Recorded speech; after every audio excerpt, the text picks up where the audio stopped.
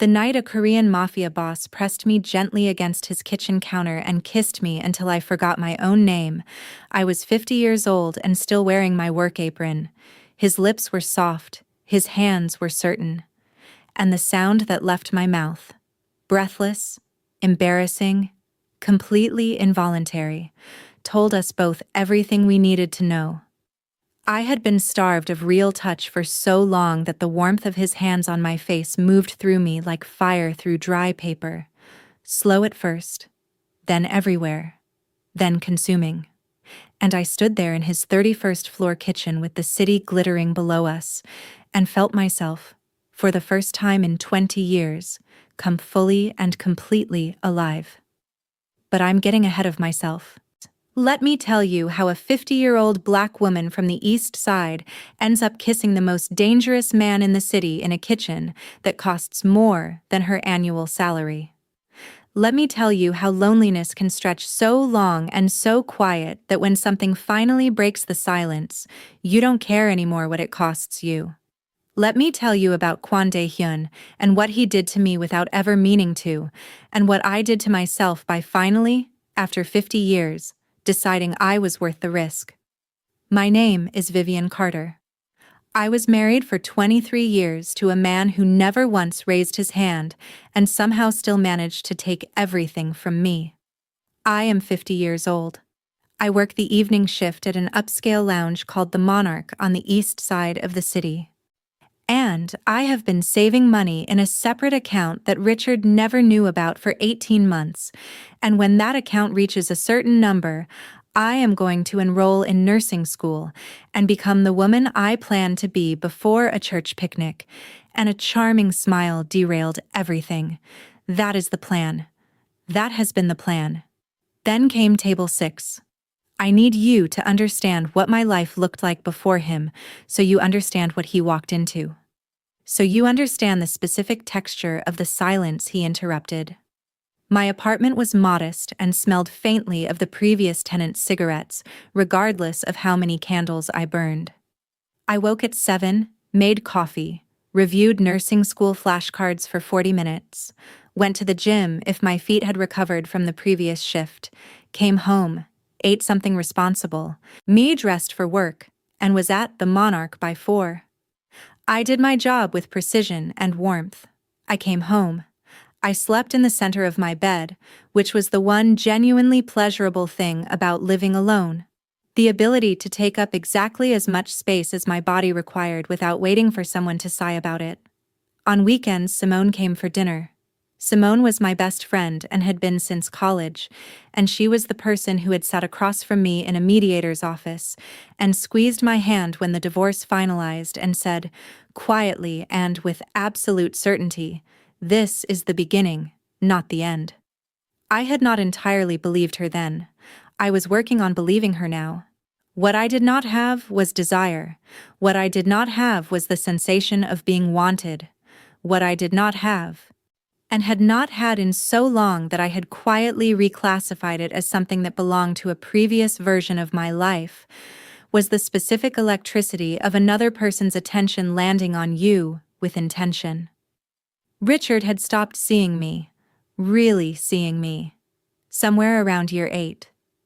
And I had spent the next 15 years becoming increasingly invisible, not just to him, but to myself, because when the person whose gaze you live inside stops looking, you start to forget what you look like. I was invisible, competent and invisible, organized and invisible. 50 years old and moving through the world like a woman who had accepted that the most dramatic thing likely to happen to her on any given Tuesday was a good parking spot. Then came a Thursday in October, table 6. Man and Kwon De-hyun walked into the golden light of the Monarch Lounge and looked at me like I was the most interesting thing in a room full of expensive people, and my entire nervous system staged an immediate and humiliating revolt. There were 6 of them, all Korean, all dressed with that particular quiet confidence of men who have never needed to announce their wealth because it simply radiates from the quality of everything they wear. They moved through the room with an economy of motion that made the other patrons look slightly frenetic by comparison. De-hyun caught my eye from across the floor and gave me the look that meant important table, full attention, and I smoothed my apron and picked up my tray and walked over. He was not sitting at the head of the table. He was slightly apart from the others, slightly back, high in the particular posture of a man who has learned that he does not need to occupy the obvious center of a room to control it entirely. He was younger than the gravity of his presence suggested, mid-30s maybe, with a face that was sharp and still and beautiful in the precise way of something made with great care and intention. Dark eyes that were doing what I can only describe as a quiet assessment of everything in their radius. Those eyes found me, and stayed.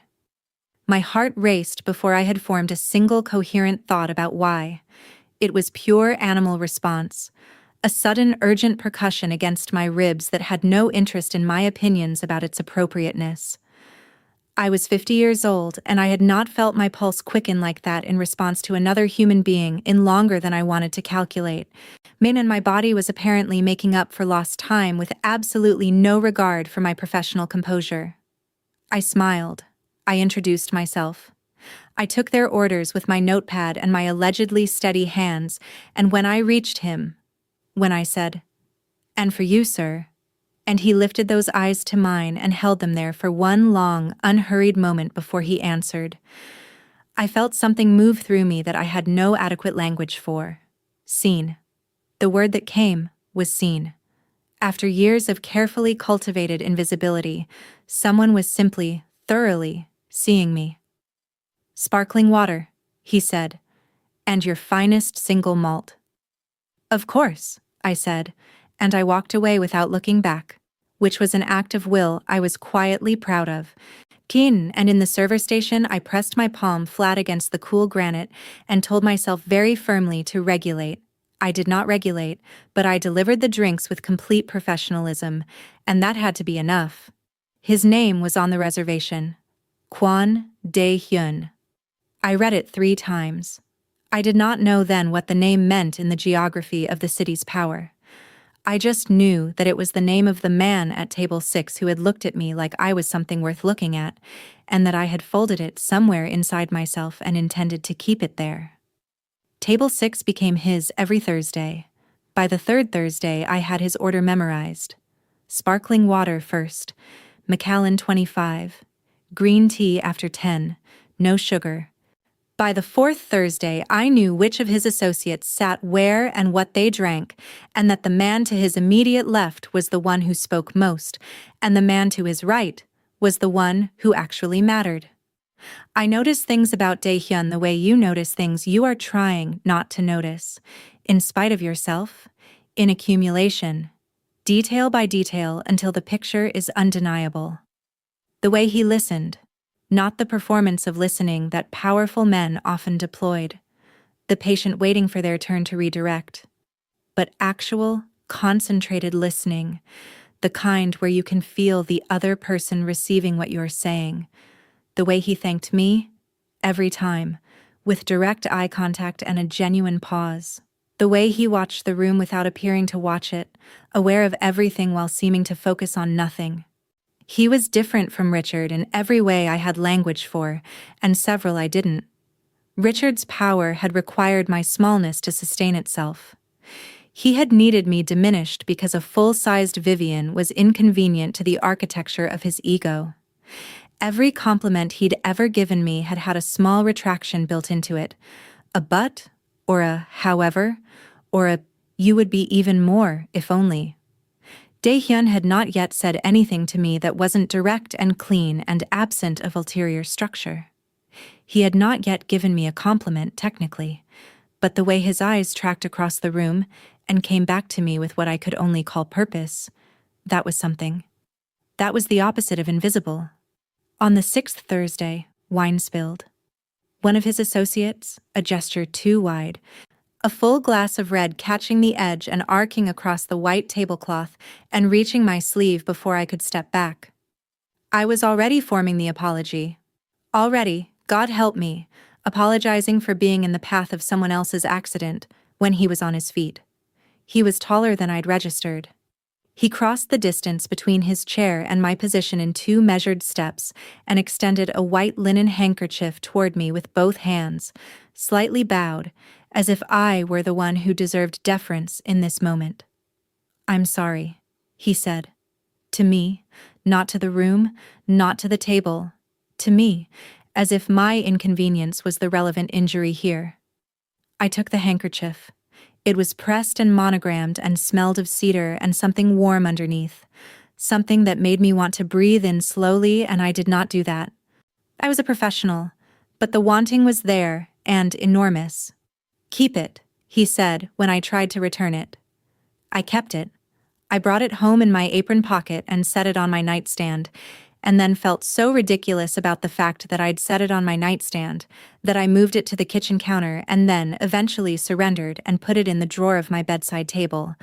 And that was where it lived, and I thought about it more than was reasonable for a grown woman with a plan and a nursing school savings account. The longing had started. That was the only word for it. Longing. That specific ache of wanting something you have not given yourself permission to want. It moved through me on Thursday evenings like a warm current, and I moved through my shift in its undertow and came home and lay in the center of my bed and stared at the ceiling and told myself I was being ridiculous. I was not being ridiculous. I was being human, for the first time in a very long time. But I didn't know how to tell the difference yet. Simone came for dinner that Sunday, and I made the mistake of mentioning the handkerchief, and she put her fork down with the slow deliberateness of a woman who has just received intelligence she intends to fully exploit. "A handkerchief," she said. "Linen. Pressed. Vivien." She took her glasses off, which meant she was serious. "Who carries pressed linen handkerchiefs in the current year? Men with a certain kind of money. And what kind of money does this man have? The quiet kind." She smiled, the smile of a woman who knows something is coming before the person it's coming for has figured it out. "Tell me everything, from the beginning. Leave absolutely nothing out." I told her what I knew, which wasn't enough, and was already too much. That he came every Thursday. That he had given me his handkerchief with both hands like I was worth the formality. That something about the specific quality of his attention made me feel, for 1 hour every week, like a woman who had not yet finished becoming who she was going to be. That I was 50 years old and I knew better, and I also did not care. "The not caring," Simone said, pointing her fork at me, "is the most alive you've sounded in 3 years. I thought about that walking home, about alive, about the stolen glances I allowed myself across the floor of the Monarch and the way my pulse quickened every Thursday at 4:55 when the reservation confirmed, and I knew he was coming. About the chemistry of it, undeniable, inconvenient, quietly thrilling, this thing growing between us in the space of professional interactions and extended eye contact, and a folded handkerchief in a nightstand drawer. I thought about desire the way you think about a country you've been told no longer exists, with skepticism and a private, shameful hope. I found out what he was from De-hyun, who told me carefully and without judgment, pulling me aside during a slow Wednesday afternoon restocking shift, telling me that Kwon De-hyun was not a businessman in any conventional sense, that the East Side's particular brand of organized commerce operated with his blessing and frequently under his direct management, that the men at Table 6 were not associates in any legal definition of the word. I stood in the storage room with that information and felt it arrange itself around the shape of what I had already suspected and did not run. That was the thing I kept returning to afterward. That I heard it, and I did not run. I had spent 23 years running toward safety, and safety had not been safe at all. Richard had been legal and respectable and terrible. At least De-hyun's danger was visible. At least it was honest about its nature. I decided to keep doing my job. I decided, more quietly, to stop pretending I didn't feel what I felt. The shift happened gradually, and then all at once. Thursday evenings took on a different quality. Sharper, more present, lit from inside like a room with a fire in it. I moved through my shift aware of the warmth at table 6 the way you're aware of sunlight even with your eyes closed. I let myself look when he looked. I let the eye contact hold a beat longer than professional necessity required.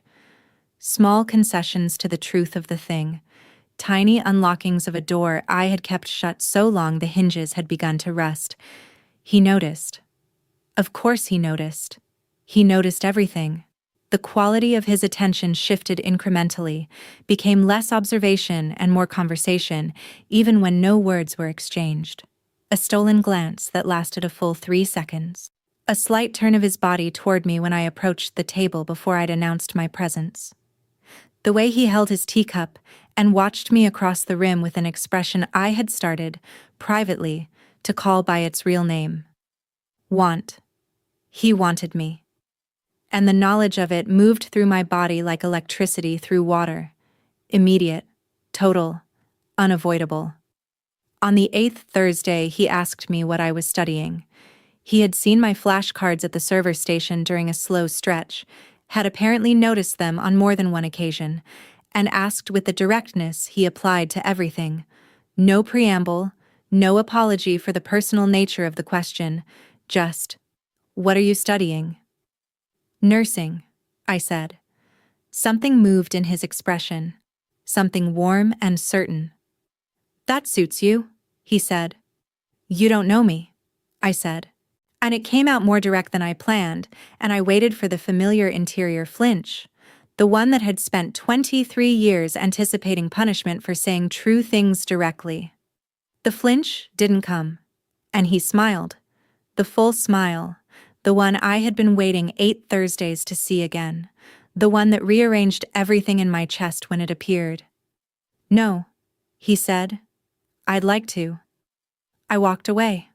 My hands were trembling, and the heat in my face was something I was grateful the lighting of the monarch was too golden to make obvious. The pull of him was magnetic, and I was moving away from it on purpose, and every step required a specific decision, and I made each one and went home, and lay in the center of my bed and felt the craving of it like a physical thing. A closeness I wanted so badly it had started to feel like a kind of hunger. The car came 3 Thursdays after that. Rain, heavy and persistent, the kind that soaks you before you realize it's happening. My shift had run late, and it was past midnight when I came through the staff entrance and found one of his associates waiting, bowing slightly, telling me Mr. Kwon had arranged a car. I stood in the doorway and felt the full weight of it. This man who had already left, who had thought about me leaving, who had made an arrangement for my comfort before he walked out of the building. The intimacy of that small act was almost more than the handkerchief, almost more than anything. He had thought about me. He had thought specifically about my body being cold and wet, and my feet being tired, and he had done something about it before I could know to ask.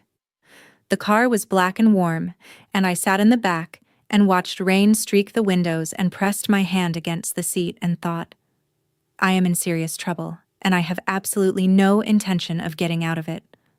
2 weeks later, he held my wrist. I set his tea down at 10:15 and turned to go, and his voice stopped me. Quiet. Certain. Wait. And I waited.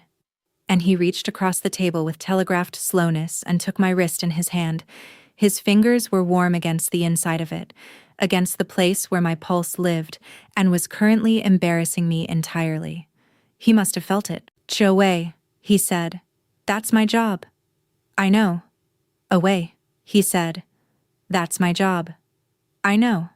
His thumb moved, once, across the inside of my wrist, a caress so small and so deliberate that I felt it everywhere. "I'm asking you to stop. Just for a moment." The room continued. Glasses clinked. Conversation murmured. The world went about its business entirely unconcerned with the fact that I was being taken apart by a thumb moving across my wrist in a nearly empty gesture that somehow contained more intimacy than anything I had experienced in the last decade of my marriage. "One moment," I said. "One moment," he agreed, and he let go. I carried that moment home in my body the way you carry warmth after sitting near a fire, and the shiver of it stayed in my wrist for hours. I lay in bed and pressed my own thumb to the place his had been, and felt the ghost of it, and thought about closeness and surrender and the specific, terrifying sweetness of being touched by someone who understood that touching was a privilege. Then Richard called and reminded me that I was not allowed to have nice things. It was a Tuesday. Administrative pretext, a piece of forwarded mail, a dormant joint account. And then, inevitably, the real reason. "I heard you're still at that lounge." The pause he let sit after it, pregnant with implied judgment. Must be humbling. It was the same voice, the same precise instrument, the same chisel. And something in me, something that had been quietly calcifying over 8 weeks of Thursday evenings and a cedar-scented handkerchief and a thumb on my wrist, simply refused to receive it. "I make very good decisions," I said. "Have a good evening, Richard." I hung up. I stood in my kitchen and felt the clean, startling silence of having ended a conversation on my own terms. My hands were steady. My throat was clear. I was just present. Certain. As if the ground under my feet had become more solid without my noticing when it happened. I sat at my kitchen table and let myself think about De-hyun without apology or management. I thought about the forbidden nature of it, the sheer, intoxicating taboo of what was accumulating between us. 50 years old, a black woman and a Korean mafia boss, and the electric, undeniable, irresistible pull between two people who had absolutely no business wanting each other. Forbidden, sacred, dangerous. The most alive I had felt in 20 years. I called Simone. "He held my wrist," I said. She screamed. "Richard came to the Monarch on a Saturday. I felt him before I saw him. Some old animal instinct, the particular alertness of a body that has spent years in proximity to a specific kind of threat." Deshaun touched my arm quietly. "There's a man at the bar. He asked for you by name." And I knew. He was in the charcoal suit, seated at the bar with his bourbon and his patient proprietary attention arranged across the room like a net. He saw me see him and smiled the small, certain smile that had once made me feel chosen.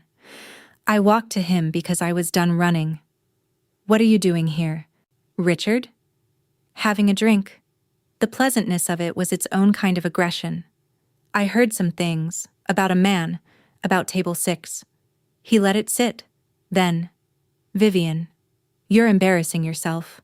Whatever you think is happening with some..." The pause, the precision. "Criminal. Men like that don't..." "Stop." He blinked. "Stop talking." My voice was even. My heart was pounding, pulse racing, the adrenaline of it enormous. But my voice was completely, thoroughly even. "You need to leave this establishment. You are not invited here. You are not welcome here. And if you don't leave, I will ask my manager to remove you." A long moment. Something shifted behind his eyes. The recalibration of a man encountering an outcome he had not accounted for. The sculptor discovering the clay has hardened. He put money on the bar for his drink. He stood. He left. I put my hand on the bar counter and held it until my legs decided to cooperate again. The adrenaline was electric and enormous, coursing through me like a current, and underneath it something exhilarating and terrifying and entirely new. The specific, intoxicating sensation of having stood my ground and felt the ground hold. In the back hallway, I sat on a folding chair and let my hands shake because they had earned it. Then I pulled out my phone. I stared at the number I had not yet used. I thought about danger and safety and the handkerchief in my nightstand drawer, and a thumb on my wrist and the particular quality of being seen by someone who looked at you like you were worth the patience of knowing. I typed, "I need to talk to you." His response came in under 2 minutes. "Where are you?" He came himself. He moved through the back entrance like a man who had made it his business to know the exits of every room that mattered to him, and he stopped in the doorway of the back hallway and looked at me on my folding chair, and the expression on his face was something I hadn't seen from him before. controlled urgency, a man keeping himself carefully in check. "Tell me what happened," he said. I told him. All of it. Richard's smile and his precise surgical words, and the way I had stood there with my heart pounding and said stop, and meant it, and held my ground while he recalibrated. De-hyun listened with his whole body, still, concentrated, taking everything in. When I finished, he was quiet for a moment. "Did he touch you?" "No." "Did he threaten you?" "Not in a way the law would recognize." A small, grim pause that told me plenty about what the law's recognition did and did not mean to him. Then, "I have an apartment. Safe. Private. I'm not asking you to decide anything tonight. I'm asking if you want to be somewhere safe while you think." The offer hung between us. I understood what it revealed. That whatever this was, whatever had been building in the golden light of Table 6 across 8 Thursday evenings, he was willing to make himself available to it. To me. A man who I suspected did not make himself available carelessly. "Yes," I said. His apartment was on the 31st floor and the city spread below it in every direction, like something made of light. The space was nothing like I'd imagined, not the aggressive minimalism of performed wealth, but something lived in, chosen, genuinely inhabited, books on real shelves. A kitchen with actual evidence of cooking. Art that looked selected rather than curated by someone paid to make the space look cultured. He made tea, Korean barley tea, pale gold in ceramic cups that were handmade and rough and beautiful, and he set one in front of me and sat across the kitchen island and gave me silence until I was ready to fill it. I filled it with everything. Things I hadn't said aloud since the divorce proceedings. Things I had barely said to Simone. Things that had been living in the most airless interior rooms of myself for years. About what 23 years of careful diminishment does to a person's relationship with her own reflection. About the specific loneliness of being invisible inside a marriage, inside your own life, inside your own skin. About 50 feeling like a door you couldn't tell if it was opening or closing. He listened with his whole body. He asked questions that proved he had been genuinely inside every word. Small, precise questions that arrived exactly where the truth lived. "You're not broken," he said, when I went quiet. "I know that. Mostly." "You are the least broken person I have met in a very long time," he said. "And I meet people in various states of brokenness regularly." The laugh surprised me out of my own chest. Real and sudden. Helpless. He smiled at the sound of it. The full smile. And the warmth that moved through me at the sight of it was enormous and soft, and I stopped pretending I didn't feel it. "You're dangerous," I said. "Yes," he said without deflection. "I should not be here." "Probably not." And yet, he said, "Across the island. Not for my wrist this across the island, not for my wrist this time." His hand open, palm up, an offering, unhurried, patient. I looked at his hand. The trembling in me was significant. Not fear alone. That particular emotional vertigo of standing at the edge of something you cannot unchoose once you've chosen it. Desire and danger and the breathless, magnetic pull of him and everything I had been starving for without allowing myself to name it. I put my hand in his. His fingers closed around mine with a warmth and a certainty that moved straight through my sternum. He looked at our joined hands for a moment and then up at me, and his expression was the thing I had been trying to name for weeks. It's the thing I had circled and approached and retreated from. Reverence. He looked at me the way you look at something you have not yet let yourself fully believe in. "What is this?" I asked. "I don't know yet," he said. "But I don't want to stop finding out." My heart skipped. Full and physical and undeniable, a skip like a stone across still water, and the flutter of it moved through my chest and settled low and warm, and I felt my face flush and I did not look away. He leaned forward, slowly, giving me the full, unhurried second of it, the closeness increasing incrementally, his eyes on mine, asking without asking. The space between us narrowed and the heat of him reached me before contact did, and I felt the shiver move across my skin in anticipation, and I did not pull back, and then his lips touched mine. Soft. Impossibly. High, devastatingly soft. A gentle, reverent press, tender and exploratory, his mouth asking mine a question rather than making a statement. I felt it move through me like a wave, the warmth of it spreading outward from the contact point in every direction, reaching my fingertips, the back of my neck, the hollow of my throat. I heard the sound I made, and it was a soft sigh, barely audible, the sound of something long held finally, gently released. He pulled back just enough to look at me. His thumb moved across my knuckles once. Slow. Deliberate. Vivien, he said. The way he said my name, carefully, like something he was grateful to be allowed to say, undid the last of whatever structural resistance I had been maintaining. I closed the distance myself. This kiss was longer, still tender, still unhurried. He seemed incapable of carelessness about anything, including this, especially this, but with more heat in it, more closeness. His hand moved from mine to the side of my face, cupping my jaw with a care that made my eyes sting, because no one had ever held my face like that, like I was something precious and extraordinary, and worth the specific gentleness of both hands. I felt the caress of his thumb against my cheekbone, and the soft press of his lips, and the warmth of his breath, and the electric, consuming, irresistible reality of being desired, genuinely, patiently, reverently desired, after so many years of existing in the cold of someone else's indifference. The gasp that left me when we separated was involuntary, and I felt the flush move up my neck, and he looked at me with dark eyes and that expression. Devotion was the word that arrived, unbidden and certain. And I understood in that moment that something had shifted permanently, that I had crossed a threshold I had not known I was standing at, and that the woman on the other side of it was going to need to be a different woman than the one who had walked in. He pressed his forehead to mine.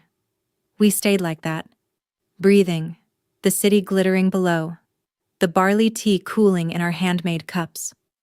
A stolen moment, suspended outside of ordinary time. Stay, he said. I have a guest room, just stay. Don't go back tonight. I thought about my apartment, the cigarette smell, the ceiling I had been staring at for 18 months, each the handkerchief in my nightstand drawer that I had been treating like a secret I kept from myself. Okay, I said. I stayed. The months that followed were not a fairy tale. I want to be clear about that because I have had enough of stories that simplify the truth of what it costs to rebuild a life. There were mornings I still reached for the apology before I'd made a mistake. There were nights I lay in my new apartment, clean, mine, smelling only of the candles I chose, and felt the fear of all of it. The fear of De-hyun's world and what it meant, and the questions I couldn't always answer about what I was doing and who I was becoming. But I enrolled in nursing school 6 weeks after the night at his apartment. I signed the lease on a new place the month after that. I put a watercolor I painted myself on the wall by the window. The first thing I'd painted in over a decade, clumsy and imperfect and entirely, joyfully mine. De-hyun called when he said he would. He arrived when he said he would. He sat across from me in my new kitchen and asked questions, and stayed inside the answers, and never once, in all the weeks and months of it, made me feel like any part of me was inconvenient. The first time he came to my new apartment, he stood in the doorway and looked around, and something in his expression settled, the look of a decision confirmed. He brought dinner. Korean food in careful containers set on my counter with familiar ease. We sat at my table surrounded by my textbooks and my watercolor and the deliberate architecture of my reclaimed life and talked for 4 hours, and when he left, he kissed me in my doorway. Slow, warm, his hands on my face, unhurried, that same reverence, as if each time was the first time and also entirely inevitable. The tenderness of it moved through me, and I felt the warmth bloom in my chest and spread, and I let it. I let all of it. I was done managing myself down to a manageable size. "I'll see you Thursday," he said. "I'll be there," I said. I closed the door and stood in my hallway with my back against it and felt the warmth in my chest like a coal that intended to burn for a very long time. I was 50 years old. I had been invisible and diminished and starved of real touch, and I had survived all of it and walked through the door on the other side and found, to my profound and grateful astonishment, that there was still so much of me left. That desire had not finished with me. That the woman I had shelved in my 20s was not gone but waiting, patient and luminous, for exactly this. For a life that felt chosen rather than endured. I was empowered in a way I didn't have the vocabulary for at 40 or 30 or 20, because it had required all of those years and all of that surviving to arrive at it. The freedom of it was exhilarating and enormous and entirely, completely mine. I was not invisible. I was not forgotten. I was not finished. I was Vivien Carter. I was 50 years old. I was desired and seen and alive in every part of myself that had been sleeping, and I was just, finally, fearlessly, unstoppably, beginning.